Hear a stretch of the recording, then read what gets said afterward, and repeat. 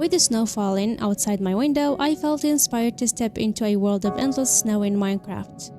This seed might not be random, but I have no idea what surprises this journey holds. All I know is that there is an igloo nearby, and it's exactly what we need to make this challenge possible in hardcore.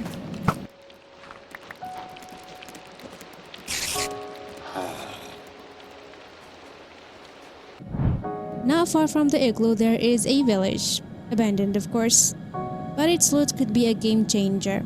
In this world, the storm is relentless. Every village is deserted, no villagers, no animals, and no signs of life. That's where the igloo's basement comes in. With the 2 villagers, at least we have restored one life among many. The main goal of this series is simple but ambitious: bring life back to this frozen world. Now that I'm warm, it's time to head back up and grab a tree sapling and a few seeds from the village. Lucky me, there is a tree just outside the igloo, but mobs are everywhere, so I decided to dig a tunnel for safety. While digging, I discovered something really cool. I could pick through powdered snow. How useful that could be. I hate digging with my fist, but I need the dirt anyway to plant crops. Sapling acquired. I need to watch my steps from falling into powdered snow. It's everywhere.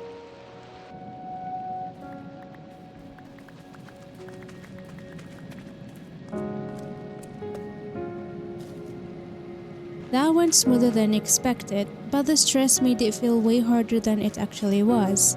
Time to craft a wooden pickaxe and expand this bunker. Gotta be careful though. I know it. Stupid silverfishes. For the moment, this wall alone will do it. And being lucky, I found iron. Now I can make a bucket and bring water for the crops. Things are going way too smoothly. I am happy. With the farm set up and a farmer in place, next on the list is wood.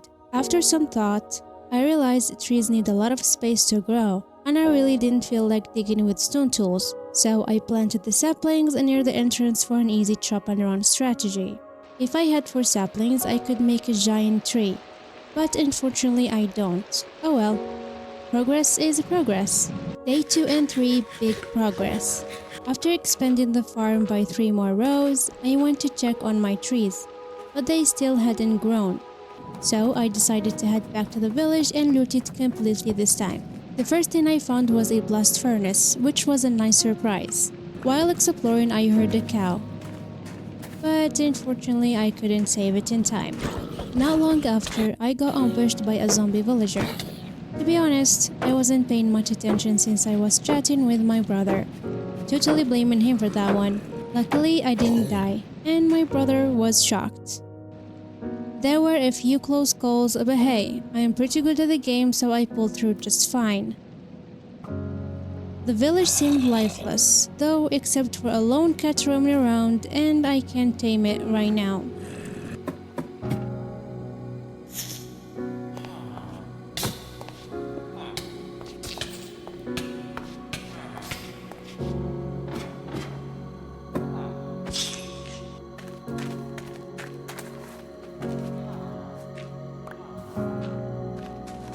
The rest of day 3, I managed to set up a breeder right next to the farm. Nothing fancy, but the beds I looted from the village definitely came in handy.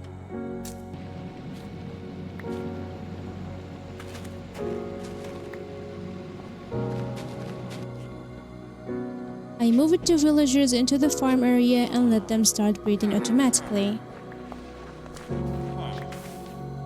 Now, we have an empty wall ready for expansion. More space, more progress. And guess what for? Of course, it's for a mine and storage. Storage can wait for now, but mining is an absolute must if I want armor to explore more of the surface.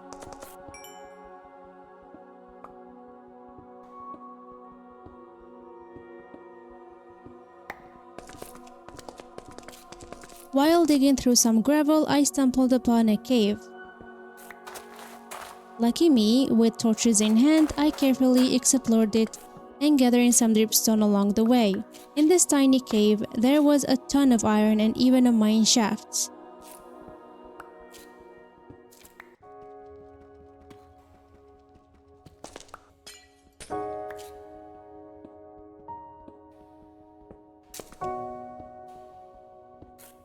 I smelted all the iron and crafted myself a full set of armor,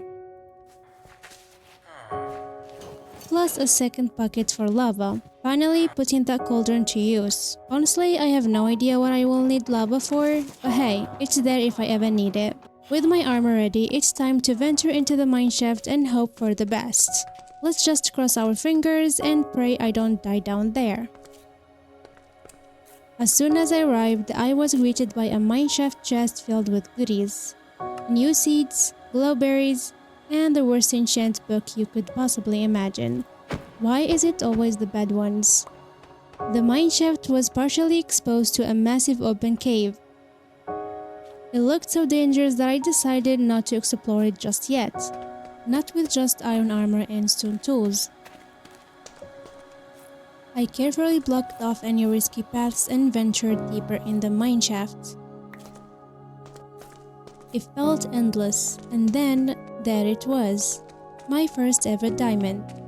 Like an absolute idiot, I didn't save any iron for a pickaxe. Still, I kept searching and found what I was looking for the most. A spawner. Not only would this be a great XP source, but also a steady supply of string, which means trading for emeralds. After a bit more exploring, I stumbled upon some gold. By this point, I was so lost in the mineshaft that I couldn't remember where I was. So I quickly smelted some iron, crafted an iron pickaxe, and grabbed the gold. Then straight I went for the diamond, of course. It was only one diamond, but it is special. I decided to display it proudly with the one piece of leather I got from the cow earlier, the first animal I heard. It felt fair to honor it this way. Day 5. It's time to head back to the bunker. My inventory is full and I've pretty much explored the mineshaft completely. But when I reached my staircase, it's when I realized there was a spawner right next to my nose, and I didn't even notice. Yep, that's how stressed I was. I told you, stress makes everything harder than it actually is. The rest of the day expanding the farm for all the new seeds and chopping down my giant tree. Honestly, as I looked around, I couldn't shake the feeling of loneliness in this world. Of course, that's when the phantoms decided to show up and keep me company. No thanks. By the way, since it's always snowstorming, I can sleep anytime during the day, and sleeping doesn't really help with anything except keeping the phantoms away.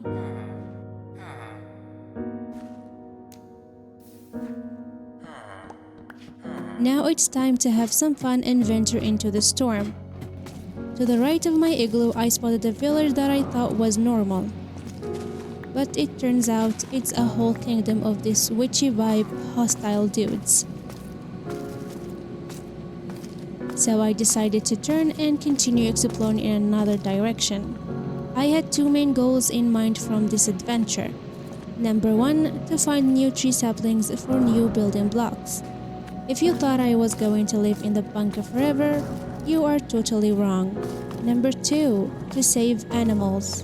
I am all about bringing more life into this world. You already know this by now. I stumbled upon a village perched on top of a hill. Maybe I can find animals in the pens. But it was too dangerous to reach, and I was pretty threatened. So I had to bail. On my way back, found an oak tree, a new wood type unlocked. Not much later, I spotted a rabbit. And we all know how rabbits tend to run away and accidentally kill themselves. So I quickly grabbed a couple of carrots and a boat. This way the rabbit will stay safe. And before I carry the rabbit back down with me, I first dug a 2-block deep hole to make sure the rabbit stays safe no matter what.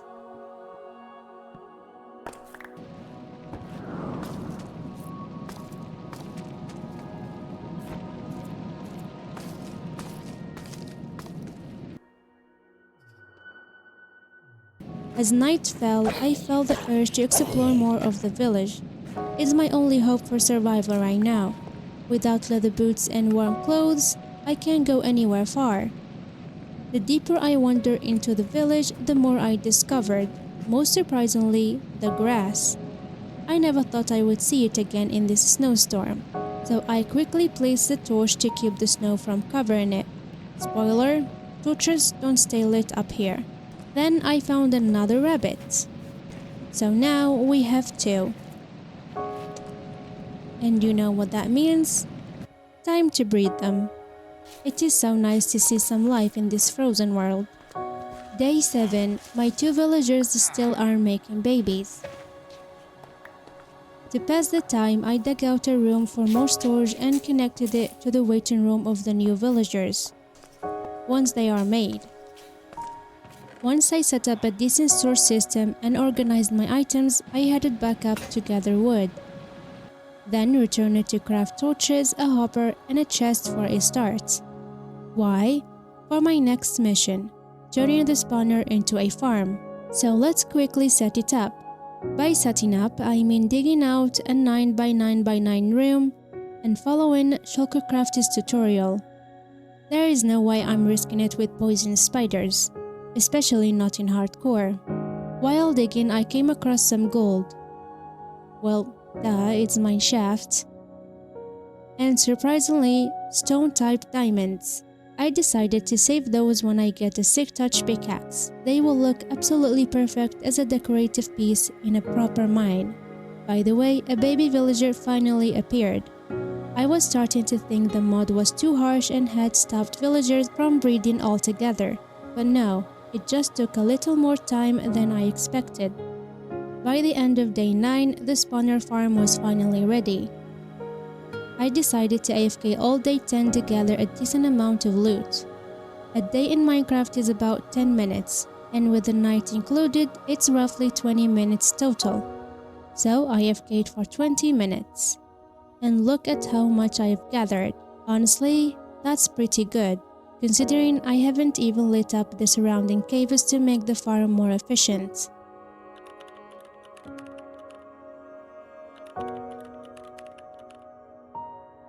Now with the loot in hand, I started trading for emeralds. I'm starting to notice something really funny. I don't need cows or sheep. Rabbits can provide leather, and spiders give me plenty of string for wool. But regardless, this isn't my ultimate goal. And there is a way to get them all, even horses. Day 12, my iron supply had completely run out, and I was determined to find a lava bucket for my one cauldron. I ventured into an open cave filled with risky dripstone spikes. No sign of lava, but I did find diamonds and a ton of other ores. Unfortunately, my pickaxe broke halfway through, so I couldn't mine much. I even stumbled upon deep slate coal, which is super rare I think. I'm keeping this for sick touch too. My list of things on hold is definitely getting longer. Anyway, I went back to my rabbits and somehow a brown one appeared. Is that even possible?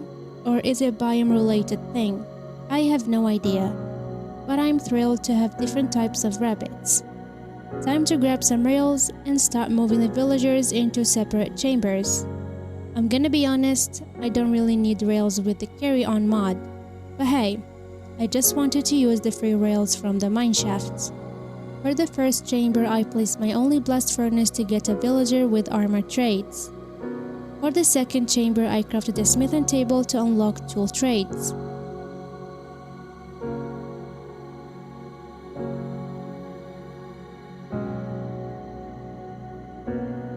But I quickly realized I need way too many emeralds for these trades, so I added a third chamber for a fletcher. So then I went up to chop some trees. I'm still trying to figure out how to stop the snow from piling up next to the saplings, and probably slabs will do it. The farmer is really getting on my nerves. He keeps messing up my aesthetic crop placement by replacing them with potatoes or wheat. he is definitely going for a timeout.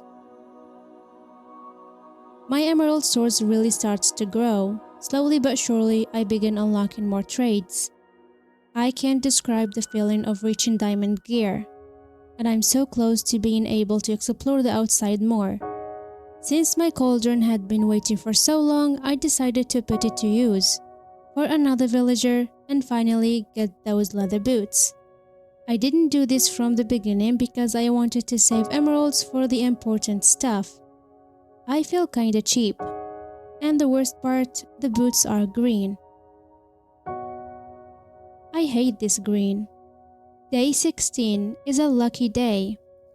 After purchasing my diamond chest plate and pants, I decided it was time to venture out again. On day 1 where I spawned, there was a ruined nether portal I spotted, so I headed to it first. The loot inside the chest, honestly, pretty bad. What am I supposed to do with 3 flint and steel? Anywho, I made my way to the castle. At first, nothing seemed to be spawning, so I casually stepped in and looted a chest that had a crossbow and some cool looking arrows. Not bad, but things quickly escalated. At first, fighting 2 was manageable. But before I knew it, more and more started coming after me. And you guessed it, I bailed. And so I decided to head to the hill village instead. Let me tell you, frozen lakes make the fastest and most fun way to travel. I kept sliding along, and if I had facecam, you would see my face lighting up. I loved it. Now why was day 16 so lucky? The village had cows. 2 of them.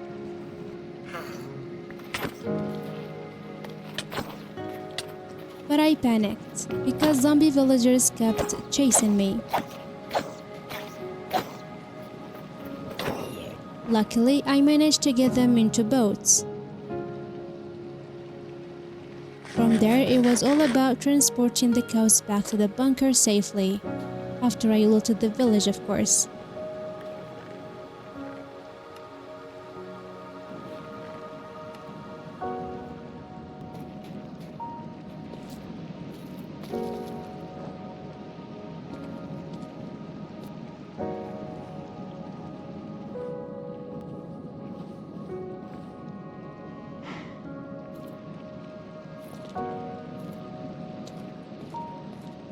Day 18.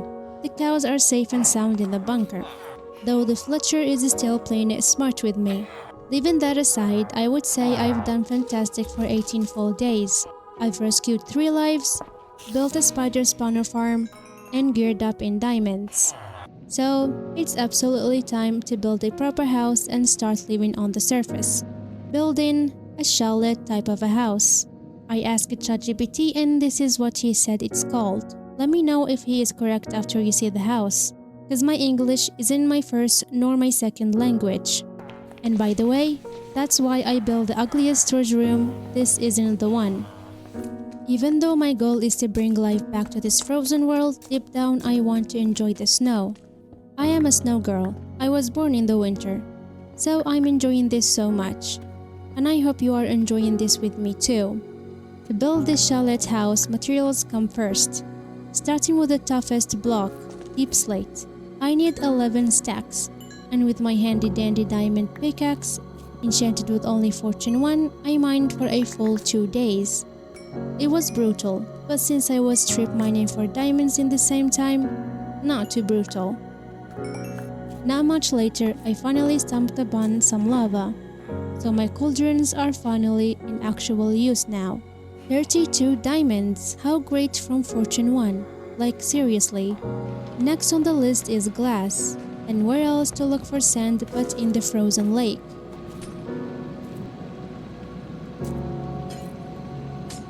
Again, with my handy dandy diamond shovel, I collected 3 stacks, which should be just enough.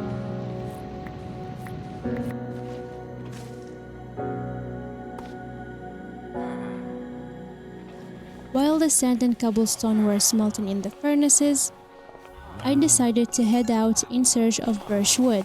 I grabbed my compass to find my way back to the base. and brought along some salmon, just in case I could tame a cat along the way. I headed north, hoping to maybe find another village, since I never went north before.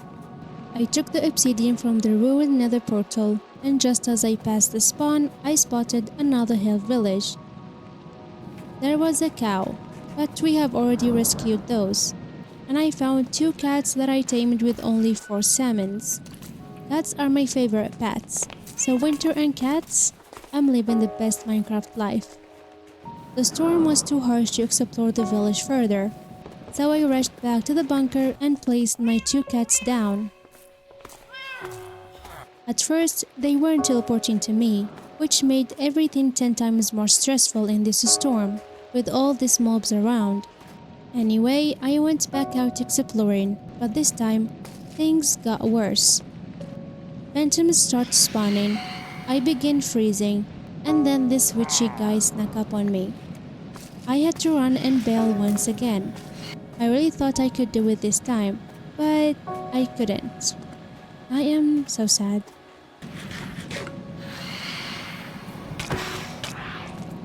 Day 23. After I slept and grabbed my bow, I headed out again. I need my birchwood. Following the lake on my boat, I came across another village. Unfortunately, it was useless and filled with mobs, so I just passed through. Moments later, I stumbled upon this campsite with the witchy dudes. It was a small one, easy to conquer, so I thought, what if I kill all of them? Would they keep spawning back?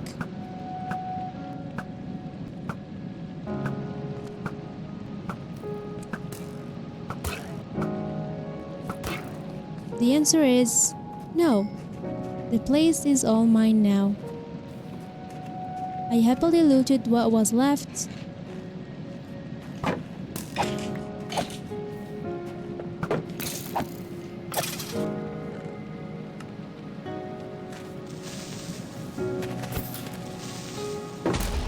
Though there wasn't much except 2 goat horns, and they both sounded pretty cool.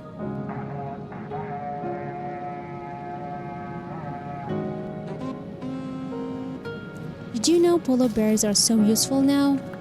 Apparently, when the babies fight, they drop fur, and fur is like diamonds.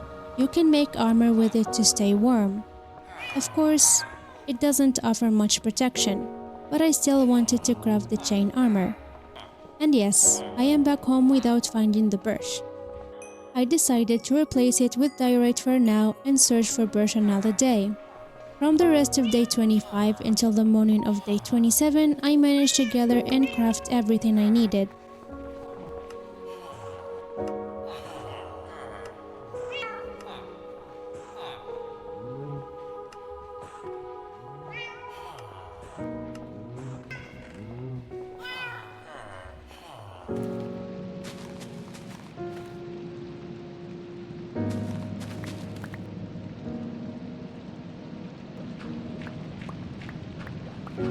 Watching the grass spread gracefully under a simple roof, I knew in that moment I could go bigger and beyond.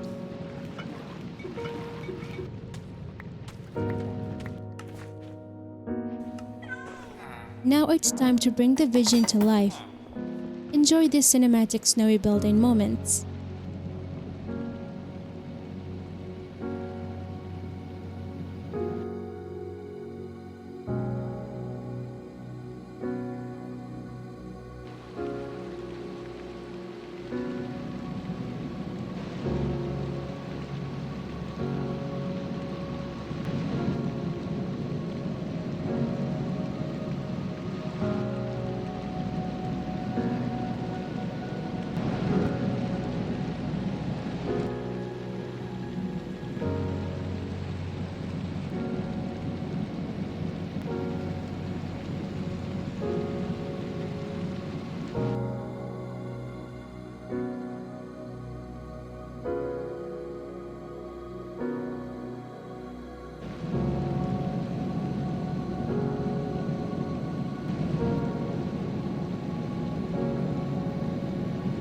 It is day 34 and the exterior of the house is finally done.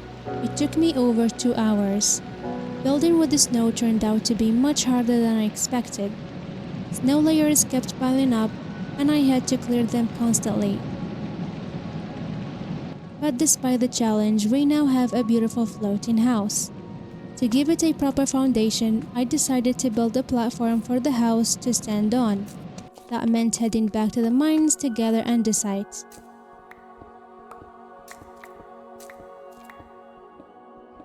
While multitasking with farming strings at the spider spawner. Once I gathered enough andesite, I began constructing the foundation.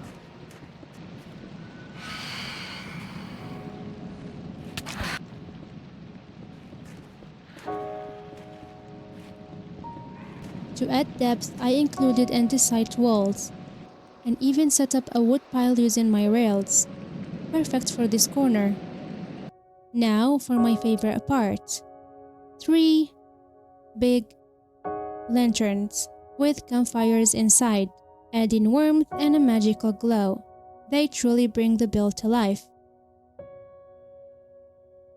The house already looks incredible, but with a few trees around, I know it could become even more amazing. All that's left now is the interior, and the house will finally be livable.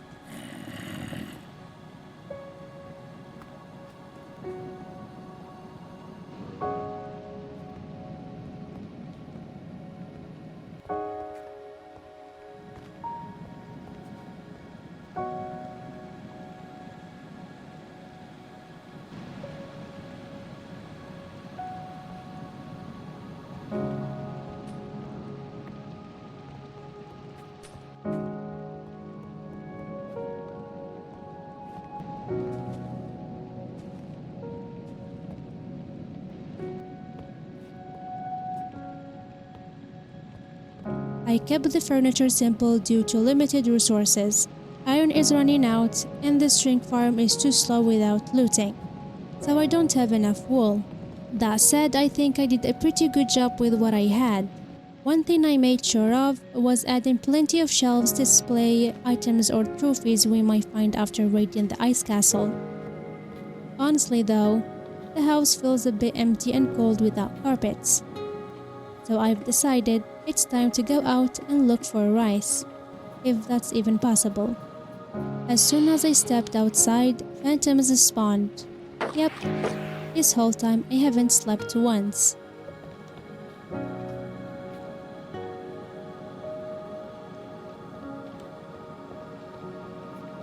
Although this run ended in failure, spoiler, it wasn't entirely bad. Along the way, I found 2 pigs and a horse. That's 2 more lives saved, bringing the total to 5 so far. Sadly, I lost one of the pigs. I couldn't find him anywhere.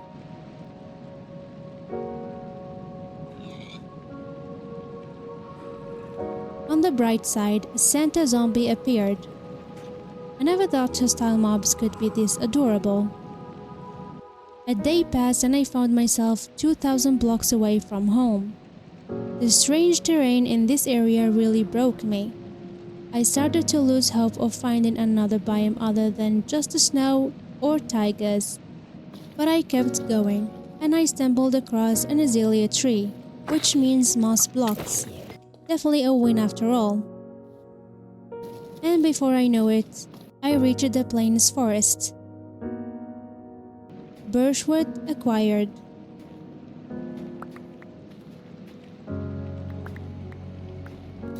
Sadly again, no sign of rice anywhere, so I headed back home feeling so sad.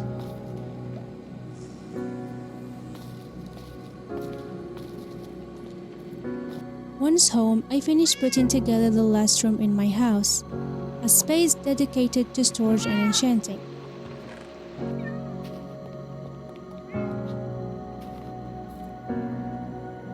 Placing down the enchanting table and starting enchanting my armor and tools, slowly the sadness began to fade away.